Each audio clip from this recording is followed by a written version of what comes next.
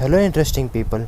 आज मैं बात करने जा रहा हूँ 2014 में रिलीज़ हुई मूवी मेज़ रनर के बारे में। आपने अक्सर टेलीविज़न पर इस मूवी का इंट्रो या छोटा सा ट्रेलर ज़रूर देखा होगा, और इसका ट्रेलर देखने के बाद ही मैंने इस मूवी को देखने का डिसाइड किया।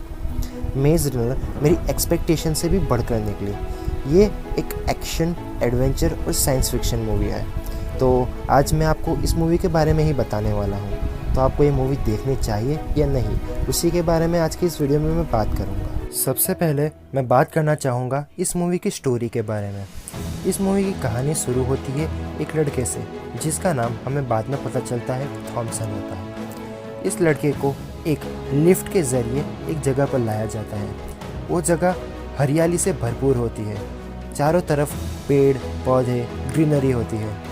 पर वहाँ पे एक चीज़ नोटिस करने जैसी होती है। वो पूरी जगह एक सर्कुलर दीवार के बीच में होती है। वहाँ पे एक आदमी आता है और थॉमस को उस लिफ्ट में से निकालता है और उसे बताता है उस जगह के बारे में। मूवी में हमें पता चलता है कि थॉमस से पहले भी उस जगह पे कई सारे लोगों को लाया जा चुका है, और वो सारे लोग वहाँ पे कुछ रूल्स के हिसाब से काम करते हैं अपने आप को टिकाए रखने के लिए। वहाँ पे उन्हें सर्वाइव करने के लिए तरह तरह के काम करने होते हैं, और उसमें से भी हमें एक चीज़ पता चलती है उस दीवार के बारे में, जिसे लोग मेज़ कहते हैं। मेज़ के अंदर सिर्फ रनर्स ही जा सकते हैं, और मेज़ के अंदर जाकर वो पता लगाते हैं कि मेज़ के बाहर जाने का कोई रास्ता है या नहीं। तभी से थॉमस के मन में एक क्यूरियोसिटी आ जाती है उस दीवार के पीछे जाने की, वहाँ पे क्या है वो देखने की।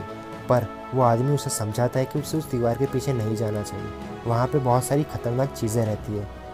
मेज़ का दरवाज़ा कुछ घंटों के लिए दिन में खुलता है और रात को अपने आप बंद हो जाता है, और बंद होने के बाद उस दीवार के पीछे कुछ अजीब तरह की घटना होती है, और अगर गलती से कोई उसके पीछे फंस जाए तो सुबह तक ज़िंदा नहीं बच सकता।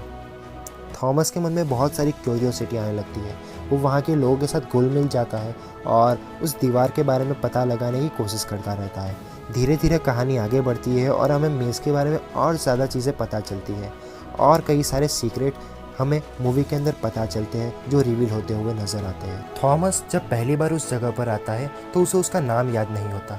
उसकी पुरानी मेमोरी पूरी तरह से मिटा दी जाती है, और कहानी में हमें पता चलता है कि उस जगह पर जितने भी लोग पहले आ चुके हैं उनके साथ भी यही चीज़ हुई है।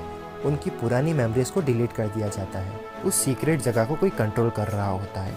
वहाँ पर रहने वाले लोगों को उनकी डिमांड के हिसाब से चीज़ें पहुँचाई जाती है किसी एक इंसान के ज़रिए, और हर महीने नया इंसान नई नई चीज़ों के साथ वहाँ उस सीक्रेट जगह पर आता है उस लिफ्ट के ज़रिए, जैसे थॉमस आया था। जब आप मूवी के मिडल में पहुँचोगे तो इस मूवी के अंदर जो सीक्रेट बनाया गया है वो आपको रिवील होता हुआ अपने आप नज़र आ जाएगा। आप खुद गैस कर पाओगे कि इस मूवी की कहानी आखिर हो क्या सकती है और इसका एंड हमें क्या बताने वाला है। फिर भी ये सब जानने के बाद भी हमारे इस मूवी से इंटरेस्ट ख़त्म नहीं होता, और हम मूवी के एंड तक जुड़े रहते हैं। हमें ये मूवी काफ़ी ज़्यादा पसंद आती है। मेज़ के अंदर का जो एडवेंचर हमें दिखाया गया है और जो एक्शन सीन्स शूट किए गए हैं वो भी हमें एकदम परफेक्टली नज़र आते हैं और हमें सेटिस्फाई करते हुए नज़र आते हैं। जैसा कि मैंने आपको बताया कि आपको मूवी के मिडल में ही मूवी के एंड में क्या होने वाला है और क्या सीक्रेट है वो पता चल जाएगा। फिर भी मूवी के एंड में हमें कुछ नई चीज़ें पता चलती हैं उस मेज़ के बारे में, और वो क्रिएट क्यों की गई थी उसके बारे में भी। मैंने इस मूवी का फर्स्ट पार्ट ही देखा है, और इसका फर्स्ट पार्ट मुझे काफ़ी ज़्यादा पसंद आया है। अभी मैं इसका सेकंड और थर्ड पार्ट देखने वाला हूँ, पर इसके फर्स्ट पार्ट ने मुझे काफ़ी ज़्यादा इम्प्रेस किया है। मैं आप सभी को यही सजेस्ट करूँगा कि आपको मेज़ रनर 1 ज़रूर देखनी चाहिए। आने वाले वीडियोज़ के अंदर आने वाले टाइम पर मैं इसके सेकंड और थर्ड पार्ट के बारे में भी बात करने वाला हूँ। बात करूँ इस मूवी के अंदर इंट्रोड्यूस कराए गए कैरेक्टर्स के बारे में, तो इस मूवी के अंदर काफ़ी ज़्यादा कैरेक्टर्स हमें दिखाए गए हैं, पर यकीन मानिए उसमें से कुछ कैरेक्टर्स के बारे में ही हमें पता चलता है, वो भी पूरी बात नहीं पता चलती। कुछ छोटे छोटे टुकड़ों के रूप में, एक पजल्स पीसेस के रूप में हमें इस मूवी के अंदर उन कैरेक्टर्स के बारे में बताया जाता है।